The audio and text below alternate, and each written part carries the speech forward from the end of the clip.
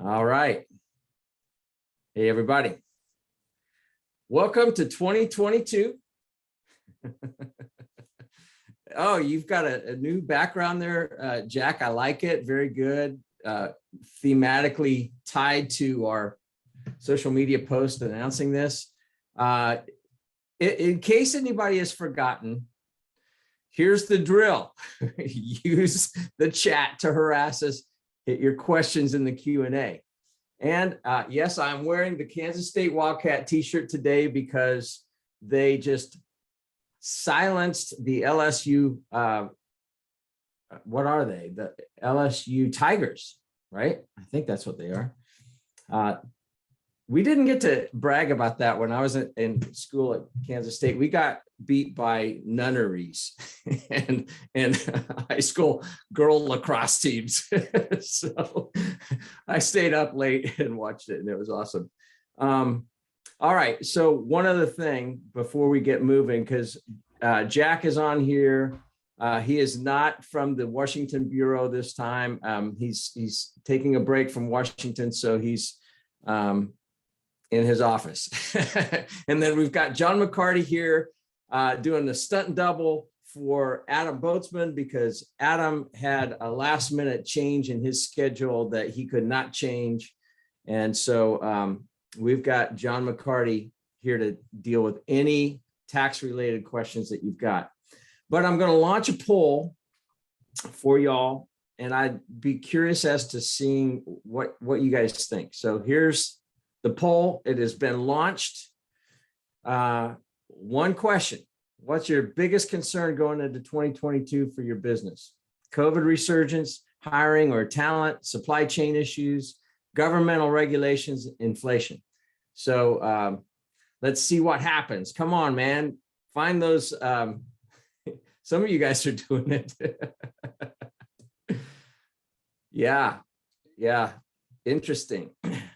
Yeah, I just saw today, I mean, this is crazy. 2,900 cases of COVID just yesterday in Mecklenburg County. I mean, 3 weeks ago, it was like 125. You know, that's crazy. So inflation, hiring and talent is like tied with inflation, supply chain, and COVID resurgence is next to last in that. Interesting. All right. Well, thank you for participating. Anybody that wants to get in there, still hit us up. We've got 9 of the 14 of you guys that are on here. One other thing, in case anybody missed this yesterday that wanted to do it, we had Jim Dunn on for a 1-hour webinar on your best year ever. I've done it 3 years in a row. It's really good. We've got it up on our YouTube channel. And if you did not register, you didn't get a worksheet packet. It's like, I don't know, 12 pages or something like that, but it's really good. So if you did not get that and you want to participate, let me know in the chat or email or Q&A. Give me your email and I'll send it to you and you can participate. So it's a good way to start the year. So Jack Santaniello, there's a lot of updates that you actually have on, what do these mandates mean to us here in North Carolina, et cetera. So you want to take it away?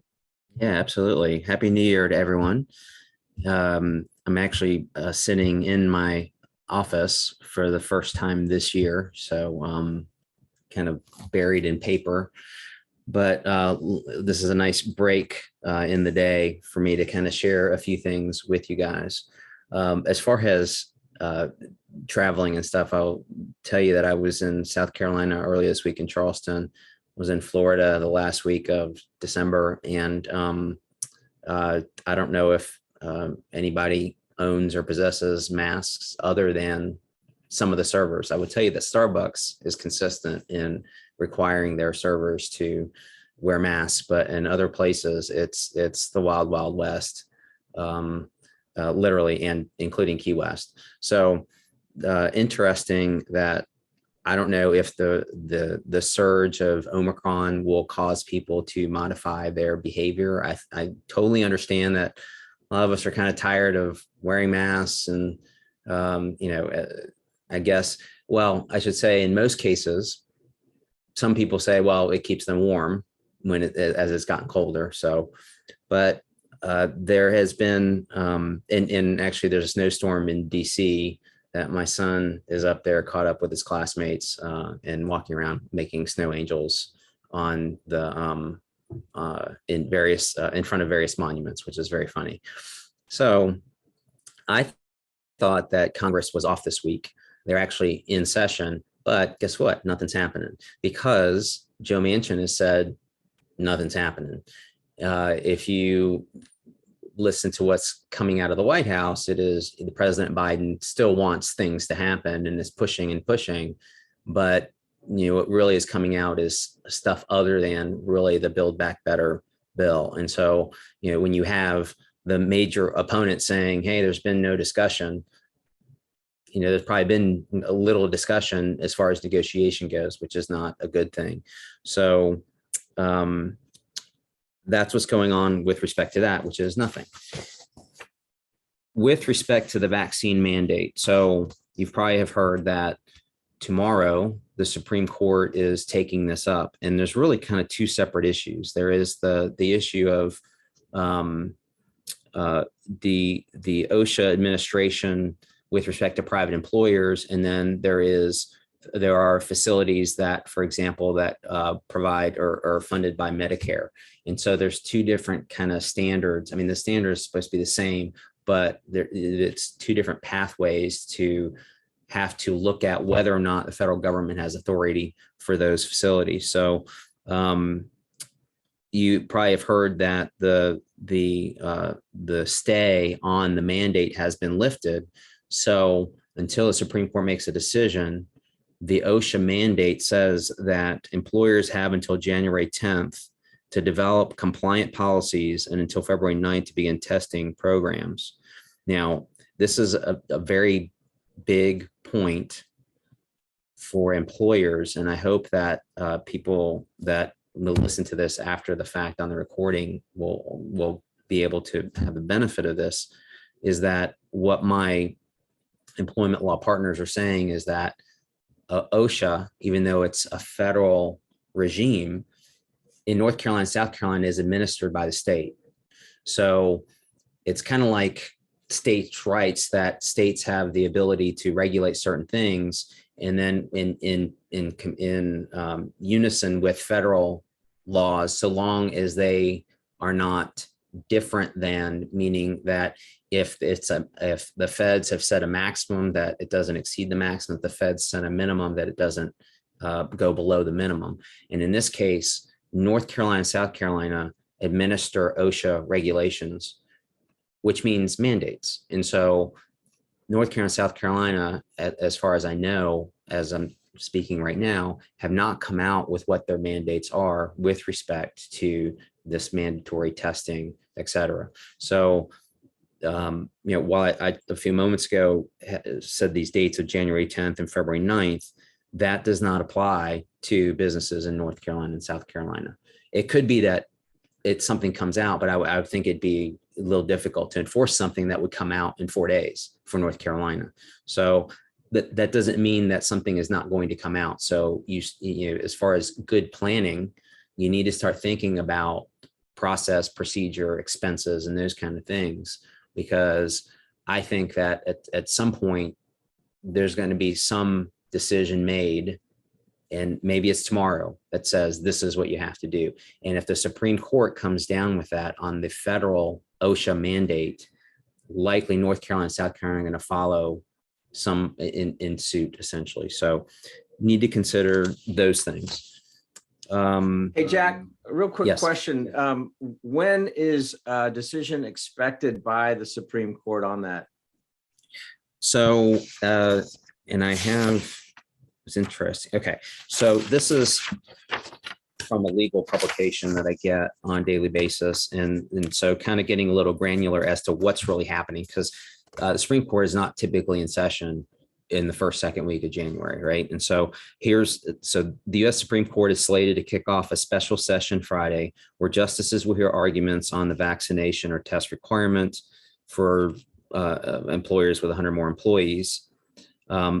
This is a quote: both sets of cases had been on what is called the court's shadow docket, in which the court decides emergency applications, sometimes on matters of great consequence, without full briefing and argument.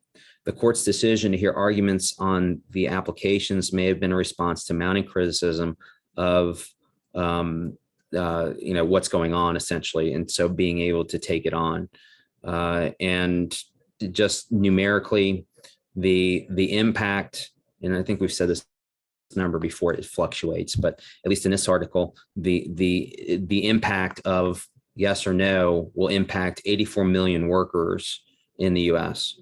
And so that's what's going on behind the scenes tomorrow, is that they're going to take this on. As far as rendering a decision, don't know when that's going to happen. Usually because they're focused on this, laser focused on this, and it's usually because it's an emergent situation, the decisions typically come faster than a normal Supreme Court session in consideration. There's also, and it's a shortened process where you don't have the briefs of both sides necessarily. You have what's called amicus briefs, which is other third parties that are not involved, but will express their opinion on certain things and it's usually from a position of being informed. So if it's a medical decision, like, Roe versus Wade, so you have all kinds of medical professionals submitting written position statements on which way they think things should go. So that happens. And I think that one other thing that I wanted to mention was on the Sba Eidl applications. So the application deadline was December 31st for these targeted EIDL loans. And some things that I didn't know until I kind of looked into it was that the number of applications, or at least the amount that has been asked for by borrowers, is not anywhere near the amount of money that was set aside for this program. So if you did apply for an EIDL grant, and or loan, and I'm not talking about the $10,000 way back when, back in week, 4, 5, 6, now that we're on 92, right? And so that this is talking about the additional funds that you could have applied for. So if you did apply for them, a couple of things to keep in mind, which is that you can ask for more if there's more money left in the pot after the fact, once that continues to happen, or once it's processed. That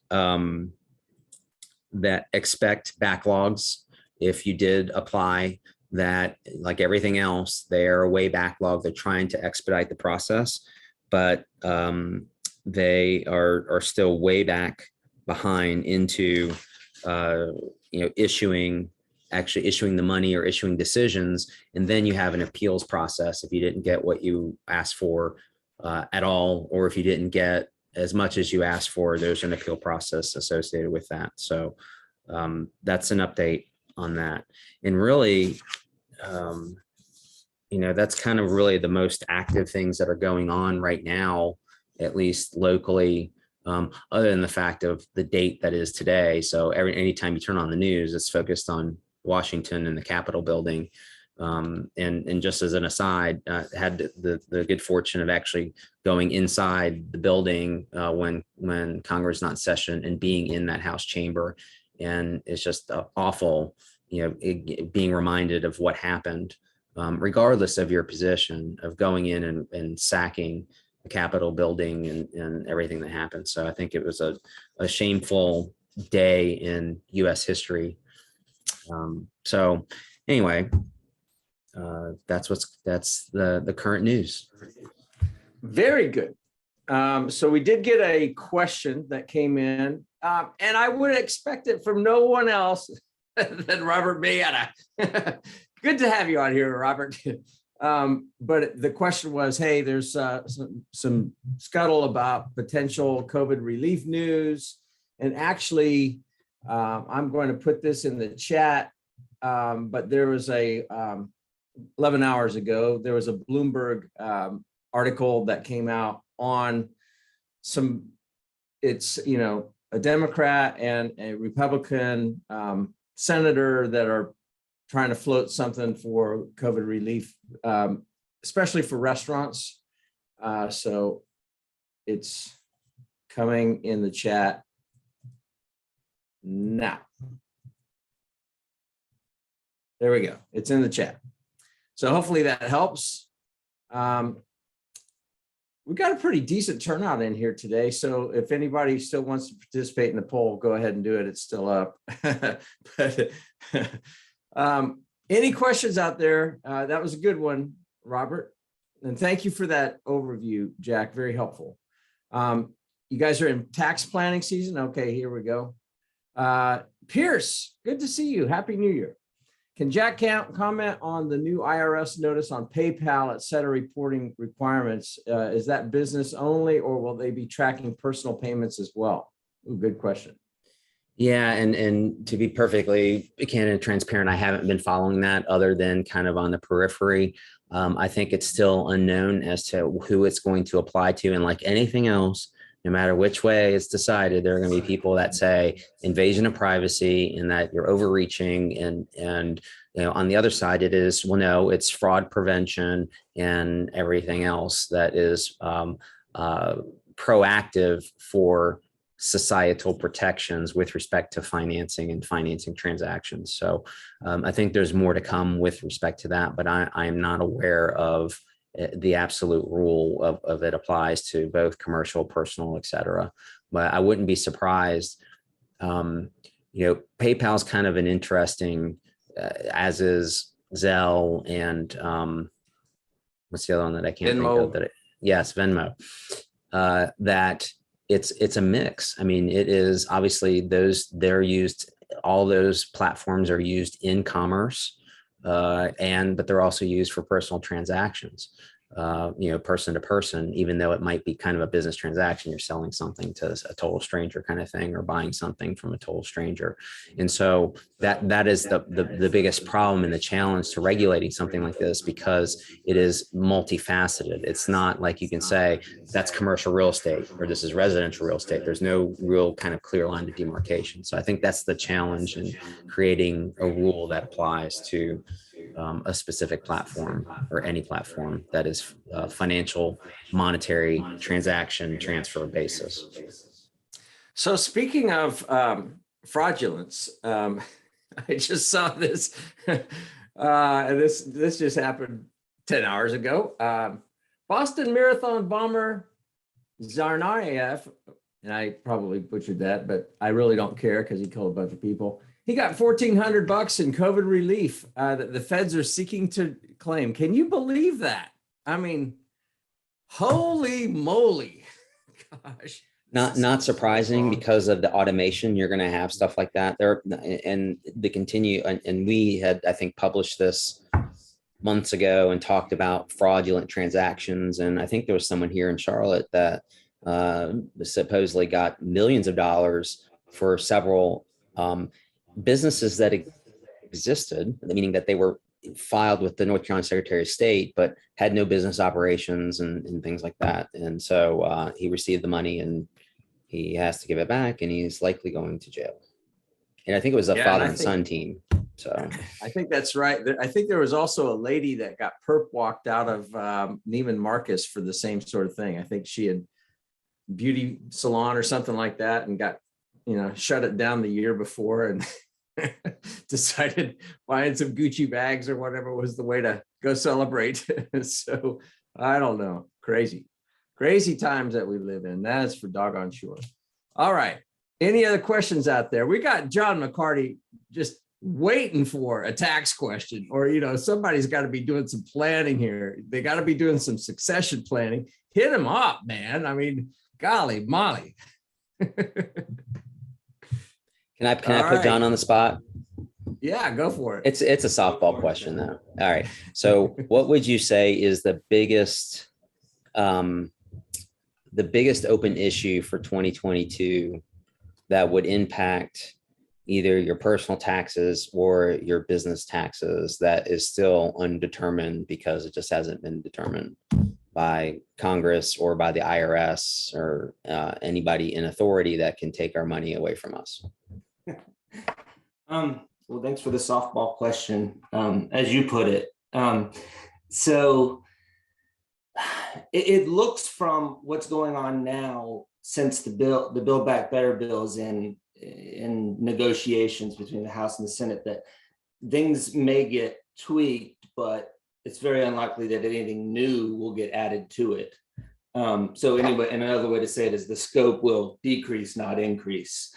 And that's a lot of good news because, in my opinion, a potential increase in the capital gains tax is going to be huge. One of the proposals that was floated out there was to have income recognition at death instead of a step up in basis at death. That would have huge implications for our whole system, right? So there's been a lot of interesting proposals floated, but normally you'd say unfortunately, but perhaps fortunately, there's a lot of gridlock. And so those proposals don't really have much of a sniff at success, the chances of success at this point, especially as we sit here on January 6th. So did that answer your question, Jack? Yes, thank you. Mm-hmm.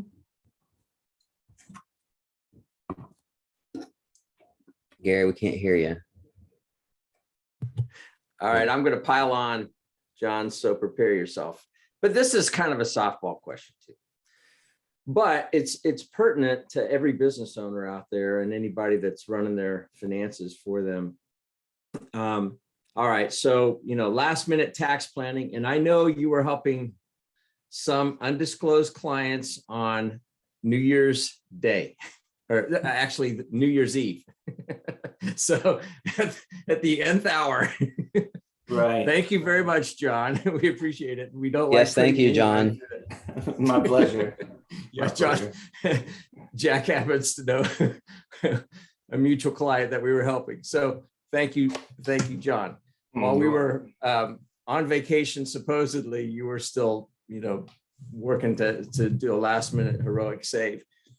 But so now that we are into a new tax year and the books are closed, what are the things that business owners could do and should do that often don't do this early in the season before, it keeps moving? What can they do to make their life easier now versus delaying? Sure. So there's very few things that can be done after the fact. Certain retirement plan contributions are eligible up to either April 15th or the extended due date of the return for some small business plans. So those accounts can be funded. One thing a lot of people don't know is that health savings accounts, if you have a high deductible plan, those can be funded up until April 15th to get the deduction. And, for family coverage, it's going to be around $7,000. And that's for non-itemizers too. The standard deduction's going up to $25,900. So just call it $26,000 for married filing joint. So a lot of standard deduction takers. So, the health savings account deduction is an above the line deduction. So even non-itemizers get to take that. What can you do? You can also get your books closed and reconciled. Know that your CPA is going to be looking for bank statements and reconciliations and information on fixed asset additions. So the sooner you can get that information in, the sooner we can give you a ballpark, because we like to give people a ballpark early on, even if we don't end up filing until perhaps September or October, if there's a good reason.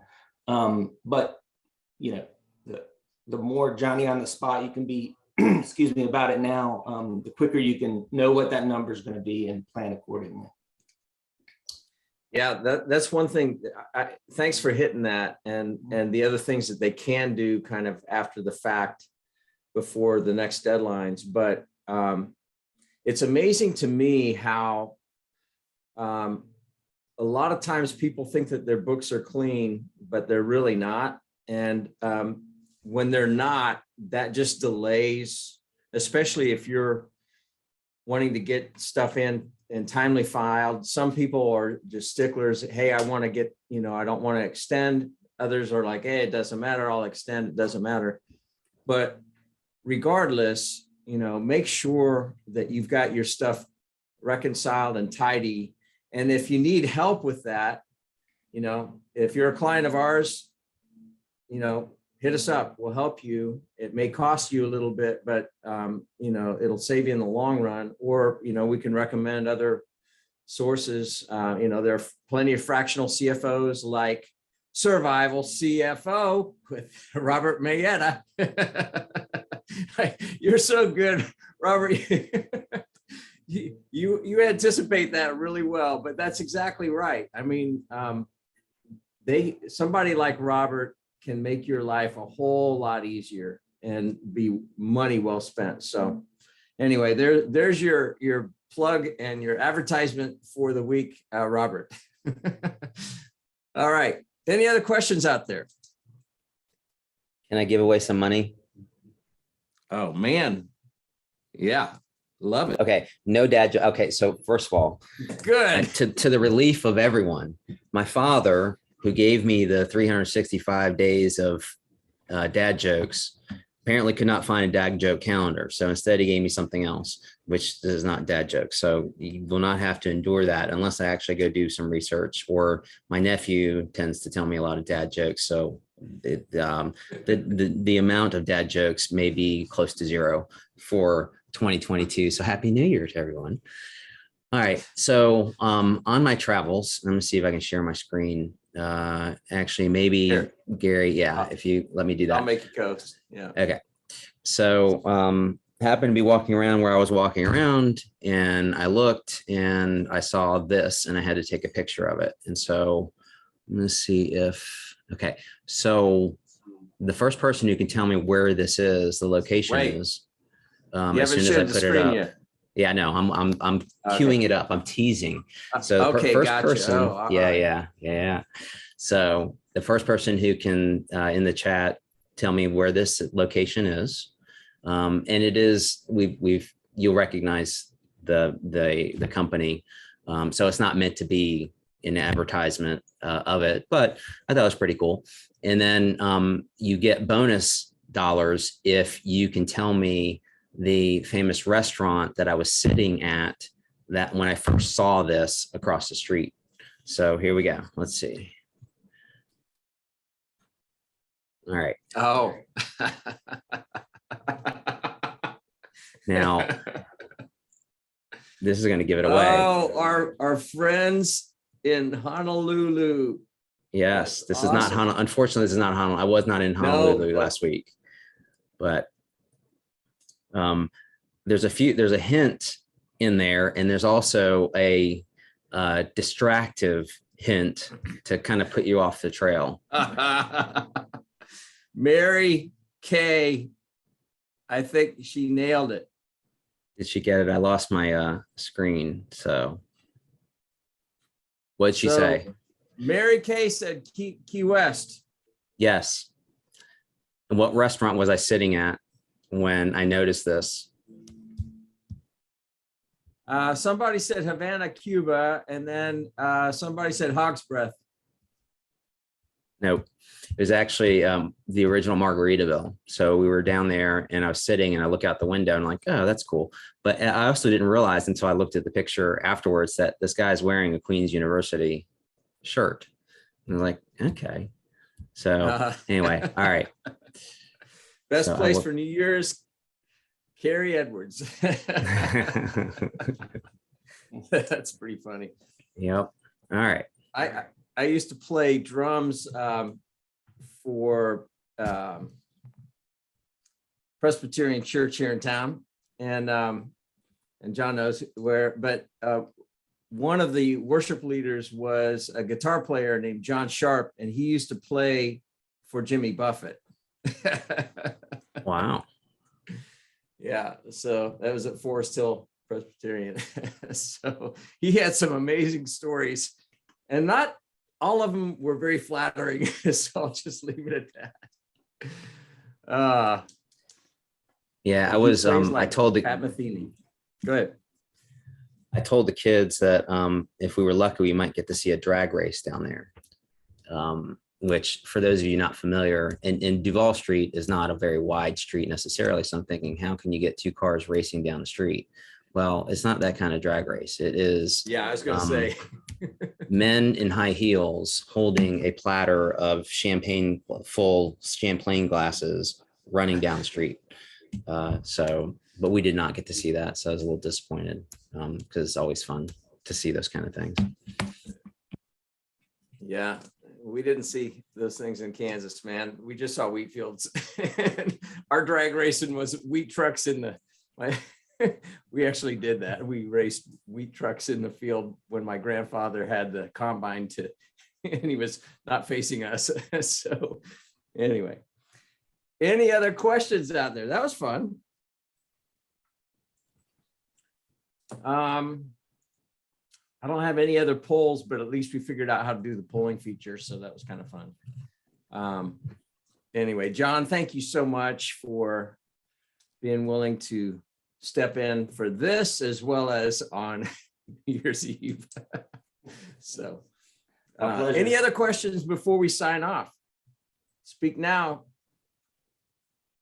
I guess just a general solicitation again that, things, we don't want to presume you want to hear what we think you want to hear. Tell us what you want to hear about, and we're happy to chat about it.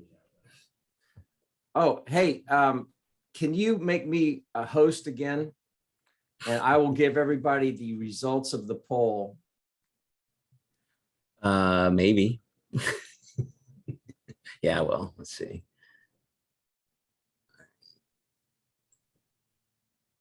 Okay, I have relinquished my Jedi powers. Okay, here's the deal. Hiring and talent. So 18 people voted, 6 of the 18, so 33%. Hiring and talent was tied. Actually, that was the number one.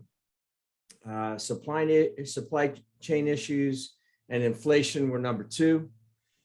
COVID response and a resurgence and governmental regulations tied for 3rd. So those are things that we're seeing across the board with a lot of our clients, some more than others. Okay, great. So you've got Mary Kay's contact information there. I got Jack, it. You got it? Yep. All right, cool. Mary Kay, he's a man of his word. He's been very good about sending those gift cards. So courtesy of Shoemaker Law. Thank you very much. Of course. And you've actually helped some of our clients in this last year. So thank you for, being on this. I mean, can you believe, according to my Zoom calendar, this was like 97, but I didn't, include our Christmas breaks and stuff like that. So 92 weeks of this craziness. Hopefully it's providing value to people. That's the only reason we're doing it. Aside from being able to banter back and forth with Jack and occasionally John and occasionally or more occasionally with Adam. And every once in a while we get Matt Anderson as a stunt double. So we'll try to think of another good poll with everybody next week. Let me see if there's another question. Okay, Mary Kay, thanks so much. Thanks for participating. Again, if you joined on late and some of you guys did, and you want to see the front end of this thing, we will put it up on the BGW YouTube channel. It'll be up this afternoon. And again, if anybody missed the Your Best Year Ever yesterday webinar with Jim Dunn, if you have never done that half-day session with him, it's worth doing. I did that 3 years ago, and then we did a sweetened condensed version of it, basically chopped into 1 hour, and you've got some homework to deal with. We did that last year and then yesterday as well. but that's also up on the BGW YouTube channel. And you'll need a packet with worksheets that he kind of walks us through in that. If you were not able to be a part of that and you want to be, send me an email and I will get that to you. It's just a PDF. You can print it off, but it's really cool. I mean, having some time to be thoughtful and introspective is a really good thing any time of the year, but especially starting a new year where it's kind of a fresh mental start, if nothing else. It's a good thing to do. So my email, gfrey@trustbgw.com, gfrey@trustbgw.com. Last call. Any other questions? Gary, I listened into that a little bit and was with you up until the point where we had to start writing in 78 miles an hour on the interstate, and writing on a pad just don't mix. So I will have to redo it and get back to it. But it was very thought provoking. I mean, and I would suggest that, if you're going to do it, take the time to do it. Don't multitask while you're doing it. Jokingly, I was actually driving, but it's one of those things where you're like, okay, I'll just listen in the background while I'm at my desk. And it's just, you won't get the maximum benefit if you're not in the right frame of mind to really think about and be honest. I mean, it was interesting when you guys were sharing different things that were coming up, and people, it was collaborative, like this venue is, to be able to have a discussion and to talk about things. And so, and really to know that you're not alone in a lot of things that you're facing and going through, and the thoughts that you're having, and the frustrations, and the, wanting to throw in the towel, and, why am I doing this? I mean, all those kind of, psychological kind of things, but then also practical things about, okay, get over the emotions a little bit. What are you going to do, practically speaking, for your business moving forward? So it was, from the portions that I heard were very well done. Yeah, I thought it was really good. It's funny because I still have my workbooks from the previous 2 years, and being able to go back through those and look at the goals that I had set across all these categories. So he basically talks about the balance wheel of, the 4 aspects: your spiritual, your career, your family, your health, basically those 4 areas of discipline, and making sure that you got balance in those things. And so the goals, he encourages to have goals across all of those things. But it was really neat to see that. And, if we don't write them down, I think we lose a lot. But when we do, it's just like anything else in planning in business. If you state it and you measure it and you work towards it, you're likely to achieve it. At least make progress towards it. So the other thing that he brought in this year that he didn't last year that I thought was really good was creating a vision board of, and he gave an example of that, and then recording in your own voice goals and your why, and remind yourself kind of on a weekly basis. And then, he said, schedule another hour to complete this worksheet, because we couldn't do it all in 1 hour, but it's worth doing, and there's nothing in it for us, but if it helps, make you better and a better quality of life and that sort of thing, that's great. So anyway, all right, well, no takers on the last call. So thank you again, John, Jack. It's good to see you guys again. Happy New Year to everybody out there. Stay safe and keep rocking. We're adjourned. Thank you. Thanks, See y'all. everybody. Bye-bye.